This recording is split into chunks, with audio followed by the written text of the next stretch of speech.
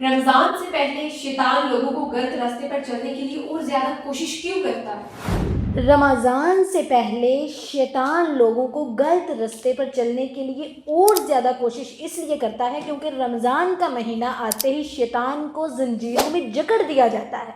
जैसा कि एक मशहूर हदीस में आता है कि जब रमज़ान का महीना आता है तो आसमान के दरवाजे खोल दिए जाते हैं और जहन्नम के दरवाजे बंद कर दिए जाते हैं और शैतान को जकड़ दिया जाता है।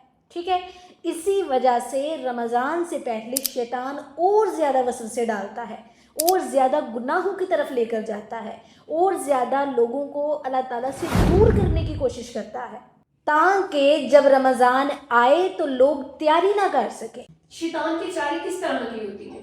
शैतान सबसे पहले इबादत में सुस्ती डालता है ताकि इंसान जो है, आदमी जो है वो नमाज, तिलावत और ज़िक्र में कमी कर दे। सेकंड है, गुनाहों को छोटा दिखाता है कि ये गुनाह तो बहुत छोटा सा है, इसे कर लो, कुछ नहीं होगा। ठीक है, फिर दुनिया की मोहब्बत डालता है ताकि रमज़ान की रूहानियत पर ध्यान ना जाए। गलत आदतें छोड़ने नहीं देता, जैसे गीबत, झूठ, बेहयाई वगैरह, ये चीज़ें नहीं छोड़ने देता। इसलिए हमें रमज़ान से पहले ही इबादत और तकवा को मजबूत करना चाहिए ताकि जब शैतान कैद हो हम पूरी तरह अल्लाह ताला की तरफ मुतवज्जो हो सकें, इबादत कर सकें।